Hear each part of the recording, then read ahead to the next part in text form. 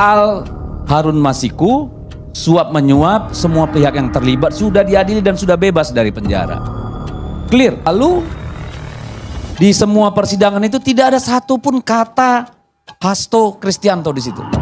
Di seorang sekjen PDI Perjuangan 4 jam di dalam ruang tunggu KPK atau ruang interogasi KPK.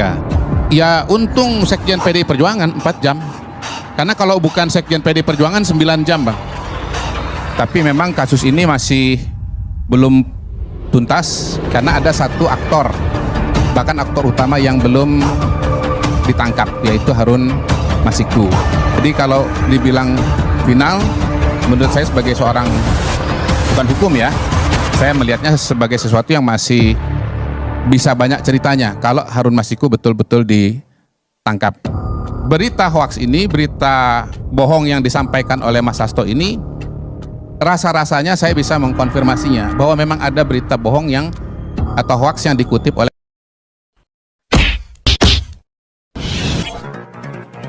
Assalamualaikum warahmatullahi wabarakatuh. Om Swastiastu, Namo Buddhaya, salam kebajikan.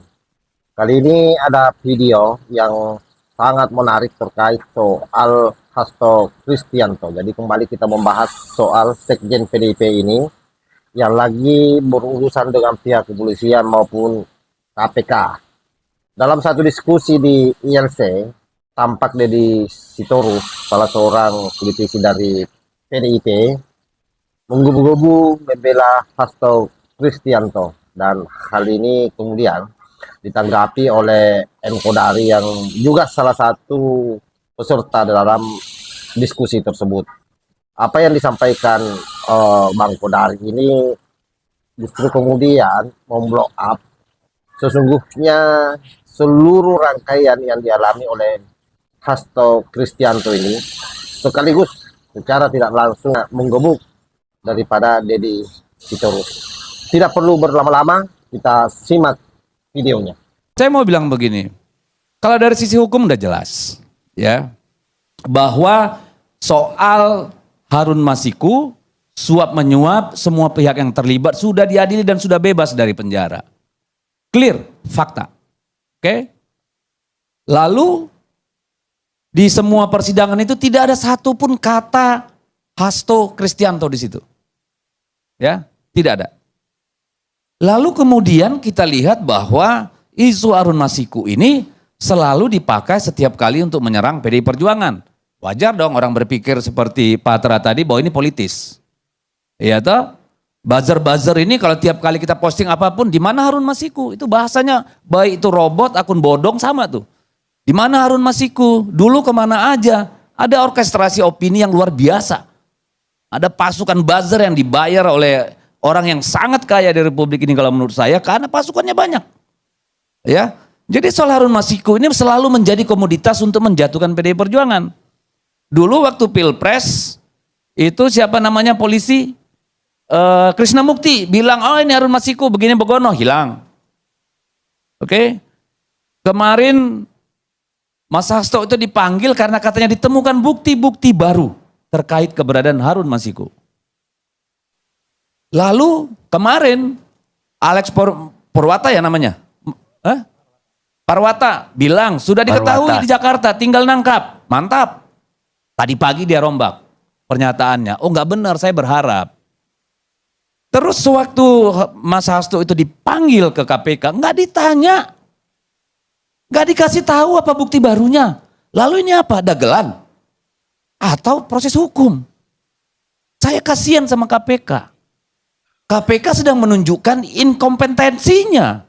Karena yang pantas untuk dipertanyakan kemampuannya melaksanakan penegakan hukumnya KPK. 4 tahun tidak berhasil menangkap Harun Masiku. Tapi masih dipakai untuk berdansa. Ini pasti bukan agenda KPK kalau menurut saya. Bukan agenda KPK. Nggak mungkinlah KPK mau mempermalukan dirinya. Menunjukkan mereka tidak mampu mencari seorang warga negara. Yang seorang komisionernya bilang sudah diketahui di Jakarta. Yang seorang polisi berpangkat apa, Brigjen, Maijen, bilang sudah. Irjen. Ya, Brigjen. Irjen. Irjen. Apa lagi nih barang ini? Jadi kalau ada orang berargumentasi bahwa ini persoalan hukum, yes, saya tidak berbeda pendapat. Jelas dan terang ya bahwa ini kasus adalah komoditas politik. Dan bahwa ini bukan agenda KPK. Karena kalau itu agenda KPK pasti akan di cross check kepada Mas Hasto ketika diperiksa, bukan ditinggali di ruangan 2 jam. Kemana aja lu, ngapain aja? Apa KPK masih di zaman kolonial? Nggak ada yang namanya scientific crime. Manggil orang, ketemu 45 menit, 1 jam, habis itu ditinggal 2 jam. Tidak dimanfaatkan waktu yang berharga itu untuk menggali, mengkonfrontir apa yang disebut oleh jubir KPK, temuan baru, informasi baru. Nggak ada. Zong. Barang ini zong. Jadi ya beginilah situasi kita. Situasi di mana hukum tunduk pada kemauan politik. Exactly, that's what happening in our country right now. Hukum menjadi alat politik. Jadi tidak heran kalau Mas Hasto itu bulan Februari sudah nitip ke saya anaknya. Mas, kalau ada apa-apa sama saya titip Asri. Saya tidak tahu kapan saya mau diambil. Oke, clear. Ya kita saling nitip, saya bilang, kita kan nggak tahu nih siapa yang mau diambil. Karena teman-teman semua sudah diancam, kalau ngomong awas. Ini bahkan tidak terjadi zaman Soeharto. Zaman Soeharto mengeksekusi aja, nggak usah pakai panggung sandiwara. Apa begini negara yang kita harapkan setelah reformasi? Ini hasilnya setelah begitu banyak nyawa mati ditembak peluru tahun 98. Kita kembali lagi, lebih parah dari zaman Orde Baru. Gila udah ini. Saya kasihan tuh sama polisi-polisi itu. Pasti mereka dengan sangat terpaksa. Tidak mungkin dengan kemauan sendiri. Untuk mempermalukan dirinya sendiri. Ini kan mempermalukan dirinya sendiri KPK. Muncul ke publik bilang ada bukti baru, memanggil orang sebagai saksi, nggak ditanyain, nggak dikonfrontir apa informasi barunya. Betapa menyakitkan itu buat penyidik itu. Sampai mereka harus melakukan apa yang saya sebut, bukan pelanggaran etika, pelanggaran hukum, kejahatan hukum. Kenapa? Di ruang tengah tempat penegakan hukum yang sangat kita harapkan, terjadi kejahatan hukum. Apa itu? Menskenariokan. Pakai masker, pakai topi. Mengatakan, memberikan informasi, kamu ditunggu, HP-nya dibawa ke atas. Lalu diperiksa, digeledah, diambil semua. Ini apa? Pelanggaran itu bisa ketidaksengajaan, ada derajatnya. Ini sudah diskenariokan dengan menyamar, pakai masker, segala macam. Ini berlebihan. Kasihan saya lihat orang KPK. Sebenarnya mereka pasti malu sendiri. Saya percaya. Pasti nurani mereka itu juga terganggu. Tapi karena ini bukan agenda mereka yang harus dijalankan, ya namanya prajurit silakan. Ya begitulah. Nah, apakah ini ada hubungannya dengan Harun Masiku? Harun Masiku itu masa lalu. Apa yang terjadi di KPK, apa yang terjadi pada Mas Hasto, ini urusan masa depan. Ini bagian dari operasi politik untuk masa depan. Bukan masalah Harun Masiku, Pak. Enggak. Ini skenario politik besar yang dirancang seorang dalang untuk memuluskan agenda-agenda di depan. Karena dia sudah menyiapkan strategi kuda Troya ke PDI Perjuangan dalam rangka Kongres 2025. Ngerti kita, jangan dikira terlalu pintar. Cuma nekat aja. Ngerti kita. Jadi kalau ada yang bilang ini masalah hukum, omong kosong. Omong kosong. Karena kalau ini urusan hukum terkait dengan Harun Masiku, kemarin waktu 4 jam di KPK seharusnya sudah lebih dari cukup untuk KPK menentukan, mengklarifikasi semua persoalan-persoalan yang disangkakan kepada Mas Hasto Kristianto. Tapi kan tidak terjadi. Yang terjadi itu tadi, sandiwara Korea. Ya, nyamar, dipanggil bapak, nih bawa ke atas semua. Masya Allah, saksinya ada di ruangan KPK, tinggal bilang HP Anda di mana, ada pada staf. Oke, tolong dipanggil stafnya, dibawa, dibuka bersama. Kenapa mesti di gedung KPK kayak begitu? Saya kasihan sama insan-insan KPK ini. Mereka pun pasti sudah kesulitan merumuskan apa yang benar, apa yang salah. Sudah hilang. Dan wajar kalau kita semua takut. Ini bisa menimpa siapapun. Karena ini pasti akan menjadi jurisprudensi. Apa yang terjadi pada hari ini akan terulang, sejarah selalu berulang. Besok-besok mungkin giliran Adi Armando yang diperlakukan seperti itu. Mungkin 5 tahun lagi Kodari, nggak tahu kita. Karena adanya ketidakpastian. Karena hukum bukan lagi alat yang netral di depan kekuasaan. Ini kan bisa menimpa siapa saja. Saya saja anggota DPR dilakukan begitu. Tanpa perintah surat ke presiden, saya bersedia dipanggil Polda berkali-kali untuk urusan yang nggak masuk akal. Dan saya datangin itu. Saya hadapi. Nggak perlu surat presiden, saya datang klarifikasi. Jadi, kalau sekarang banyak yang bilang, oh tinggal nunggu rompe orangnya. Oh, kalau sekjen emang kenapa? Benar apa yang dibilang Patra. Belum giliran lu yang kena. Nanti kalau Anda sudah kena baru tahu rasa. Bagaimana sakitnya itu. Itu luar biasa. Trauma psikologis yang ditimbulkan itu luar biasa. Dan tekanan itu sekarang pada politisi-politisi PDI Perjuangan luar biasa. Saya yakin nih semua orang PDI ini sakit asam lambung nih. Gimana nggak sakit asam lambung? Apa yang nggak bisa lu jadi perkara? Hukum. Lu main mata sama cewek aja bisa diadukan perbuatan tidak menyenangkan. Benar nggak? Apa yang nggak bisa dimain-mainkan sama mereka? Saya kasih tadi contoh yang es krim. Supaya jangan terlalu tegang. Karena ketegangan ini hanya menguntungkan segelintir orang, para konsultan. Ya. Ini yang sering jadi masalah kita. Kita sedang membangun peradaban politik di negara ini. Hari ini yang kita dapat adalah kita setback ke belakang. Ini poco-poco ini barang. Ini barang poco-poco. Kita berhasil membangun ribuan kilometer jalan tol, tapi kita gagal membangun peradaban hukum. Tidak berangkat sejengkal pun kita mundur ke belakang. Itu yang terjadi pada negara kita ini sekarang. Mau diakui atau tidak? Anda berani atau tidak? Itu aja kok. Kalau Anda mampu menyimpan hati nurani Anda, akal sehat Anda, taruh di lubang kaku sana, besok diambil lagi, pasti Anda merasa nggak ada masalah Republik ini. Bagi saya ini masalah besar. Bukan karena sekjen, tapi saya melihat hukum tidak berjalan pada tempatnya lagi. Sudah tidak lagi. Dan ini sangat mengerikan untuk siapapun. Terima kasih Bang Karni. Muhammad Kodari. Terima kasih Bang Karni. Assalamualaikum warahmatullahi wabarakatuh. Saya nyambung dengan ceritanya Bang Patra dan Bang Dedi ya. Saya terima kasih Bang Karni mengundang Bang Patra, sahabat saya. Kami sama-sama kuliah di Inggris tahun 2001-2002 yang lalu. Alhamdulillah ketemu, jarang ketemu, jadi bisa ketemu pada hari ini. Nyambungnya begini, tadi seorang sekjen PDI Perjuangan 4 jam di dalam ruang tunggu KPK atau ruang interogasi KPK. Nanti mungkin dijelaskan oleh Bang Praswat ya. Biasanya memang begitu atau kenapa harus begitu. Tapi saya punya pengalaman yang mengindikasikan bahwa ya untung sekjen PDI Perjuangan 4 jam. Karena kalau bukan sekjen PDI Perjuangan 9 jam Bang. Ya, saya punya teman kenalan yang menunggu itu 9 jam di dalam ya. Dan proses BAP-nya sendiri atau pertanyaannya mungkin cuma sekitar 1 jam saja. Tersangka kali. Kalau ini kan Saksi. baru saksi. Saksi. Jadi saksi juga Bang.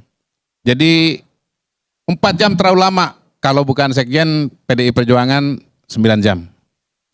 Yang kedua, HP-nya juga dipinjam tuh, nggak disita, tapi dilihat-lihat, dibaca-baca isinya. Nah jadi poinnya adalah, karena tadi Bang Dedi mengingatkan 5 tahun lagi siapa tahu yang dipanggil adalah Adi Armando atau M. Kodari, mumpung belum kejadian, tolong revisi Undang-Undang KPK. Supaya lebih menjamin hak asasi manusia, begitu Bang Praswat. Yang orang Lampung rupanya. Saya baru baca juga. Beliau SMA 3, saya SMA 2. Kalau saya nggak bisa komentar banyak mengenai kasus Harun Masiku karena saya tidak terlalu paham duduk permasalahannya. Karena itu saya berbicara mungkin dari kacamata orang awam saja, tidak bisa berbicara dari kacamata hukum. Bahwa kalau dari kacamata awam, saya mengingat kembali peristiwa ini di masa lalu yang kurang lebih pada waktu itu peristiwanya adalah ada PAW dari anggota DPR terpilih yang meninggal dunia di Sumatera Selatan, yaitu Pak Nazarudin Kiemas. Kemudian PAW-nya seingat saya diputuskan oleh KPU kepada seseorang yang bernama Rizky, tapi kemudian diputuskan Harun Masiku. Dan kemudian diajukan permintaan kepada KPU untuk oleh DPP PD Perjuangan, tolong dikoreksi kalau salah, untuk menetapkan Harun Masiku, namun kemudian ditolak oleh KPU. Dan pada titik itulah kemudian terjadi peristiwa suap dari Harun Masiku kepada Wahyu Setiawan dan juga yang waktu itu adalah komisioner KPU dan melibatkan anggota Bawaslu yang namanya Agustiani Tio. Dan pada waktu itu yang bertemu dengan Wahyu Setiawan adalah Saiful Bahri, yang pada waktu itu stafnya Mas Hasto, dan Donitri Istiqomah, penasihat hukum PDI Perjuangan. Nah, buat saya sebagai orang awam, walaupun telah keluar vonis, ketetapan hukum tetap dan kemudian sudah menjalani hukum, Wahyu Setiawan dan yang lain-lain, tapi memang kasus ini masih belum tuntas karena ada satu aktor, bahkan aktor utama yang belum ditangkap, yaitu Harun Masiku. Nah, kemudian apakah kemudian Harun Masiku ini nanti kalau ditangkap bisa membuka perspektif baru tentang peristiwa yang sesungguhnya, peristiwa lengkapnya, kemudian pihak-pihak yang terlibat di sana dan siapa yang bersalah. Itu yang membuat saya, Bang, justru melihat bahwa memang sebetulnya kasus ini tidak bisa dikatakan sudah tuntas gitu. Bayangkan kalau Harun Masikunya Pak Karni sudah ditangkap, maka semua cerita mengenai peristiwa suap pada tahun 2020 itu bisa dikatakan sudah final. Jadi kalau dibilang final, menurut saya sebagai seorang, bukan hukum ya, saya melihatnya sebagai sesuatu yang masih bisa banyak ceritanya kalau Harun Masiku betul-betul ditangkap. Nah, yang paling menarik buat saya dari kacamata awam adalah pernyataan Pak Alexander Marwata bahwa 1 minggu lagi akan ditangkap, begitu. Kok bisa pasti 1 minggu itu? Itu buat saya sangat menarik. Gitu. Apakah 1 minggu itu karena kemudian perjalanan menuju tempat Masiku berada itu membutuhkan waktu 1 minggu, begitu kan? Entah diukur pakai mobil, pakai motor atau jalan kaki, diukur pakai Google Map, sehingga kemudian bisa menetapkan 1 minggu. Ini tolong juga Bang Praswat nanti dari kacamata dan Abang pimpinan KPK, apakah pernah bisa memprediksi bahwa seorang buron itu akan bisa ditangkap dalam rentang waktu tertentu gitu ya? Atau saya balik, justru sebetulnya udah ditangkap. Karena sudah ditangkap jadi bisa diatur waktunya, mau 1 minggu, mau 3 hari, atau jumlah yang lain kan, ya kan? Jadi menurut saya angka yang pasti itu cuman bisa disampaikan Bang Praswat kalau orangnya udah ditangkap, Bang.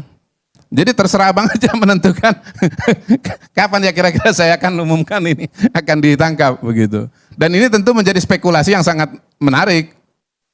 Betul-betul menurut saya kalau 1 minggu dan bisa ngomong 1 minggu itu, ya buat saya sih harusnya orangnya udah ditangkap gitu. Sehingga kemudian bisa menentukan kapan waktu yang akan, sebetulnya akhirnya 1 minggu itu bukan ditangkap, dijemput atau ditampilkan bahwa orang ini ditangkap, begitu. Tapi kita lewatin aja lah. Intinya buat saya sebagai seorang awam bahwa memang peristiwa Harun Masiku ini masih koma, belum titik karena orangnya belum ditangkap. Sehingga keseluruhan kasus ini sebetulnya memang belum final. Nah, itu satu.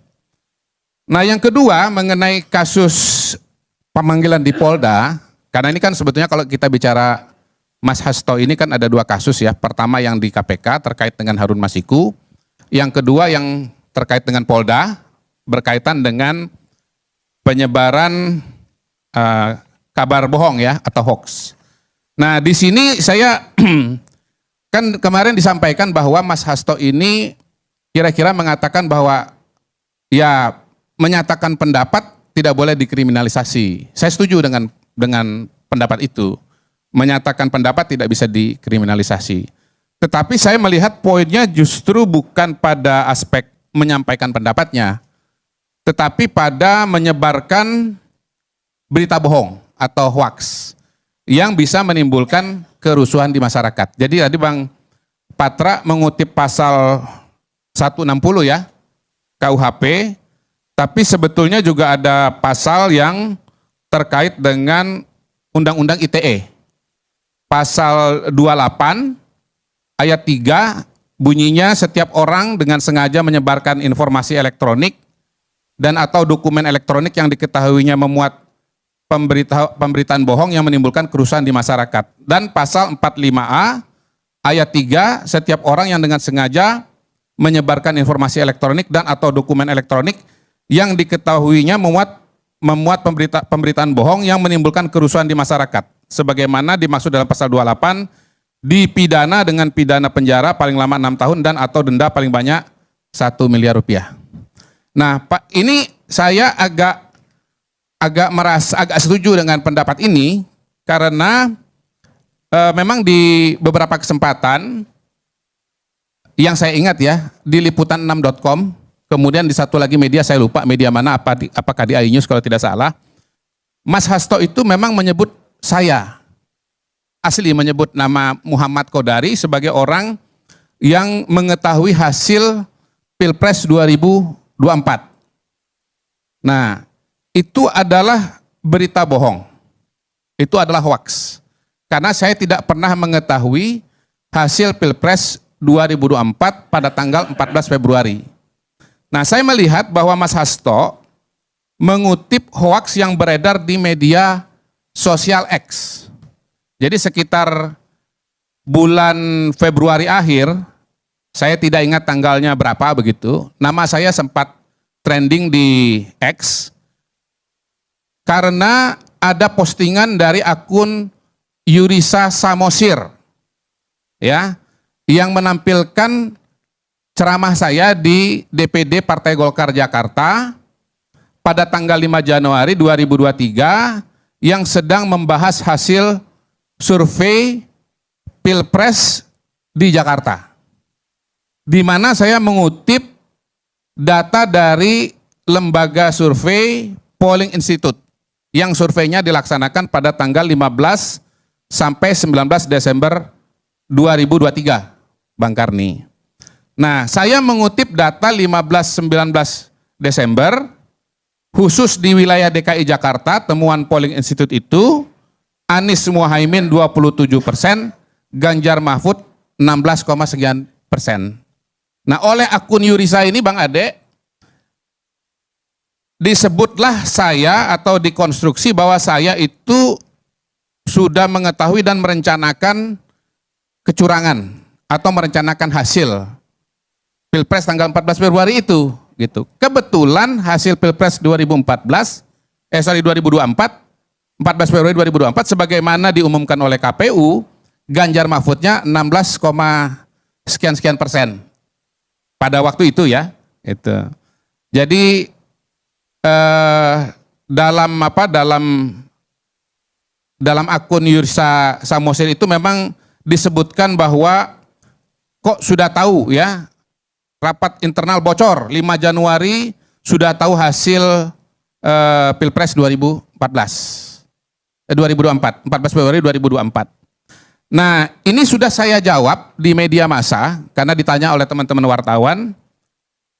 Seingat saya, catatan saya sudah saya jelaskan bahwa itu adalah hoax pada tanggal 24 Februari 2024. Dan Mas Hasto ketika diwawancara oleh liputan6.com tanggal 16 Maret 2024, kira-kira hampir 1 bulan kemudian, itu masih mengutip atau masih menganggap bahwa saya tahu hasil Pilpres 2024 itu, Bang.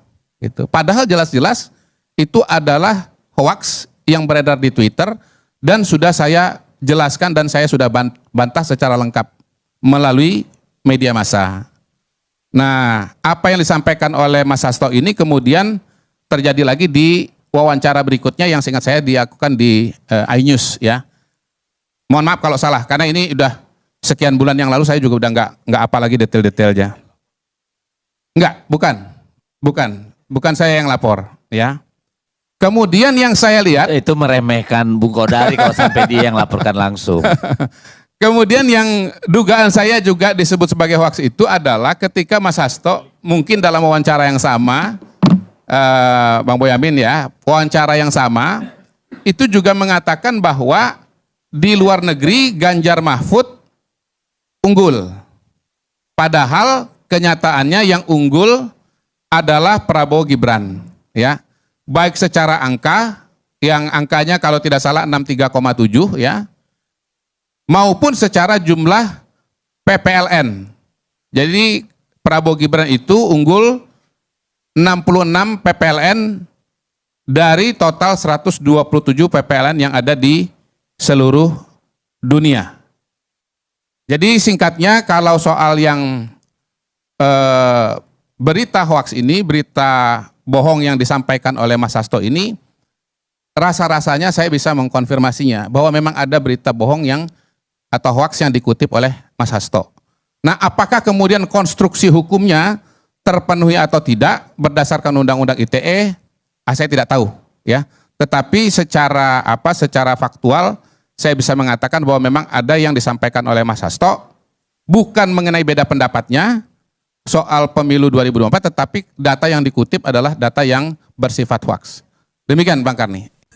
Oke, saya kira jelas ya apa yang disampaikan oleh kedua narasumber ini cukup memberikan edukasi buat kita semua terkait soal kasus yang dialami oleh Hasto Kristianto. Yang paling penting sebenarnya adalah sahabat-sahabat mengeluarkan seluruh pikiran-pikiran negatifnya bahwa ini terkait dengan Pilpres atau politik. Sekali lagi bahwa Pilpres sudah selesai, ini murni soal hukum. Silahkan sahabat-sahabat memberikan pendapat melalui komentar di bawah. Wassalamualaikum warahmatullahi wabarakatuh.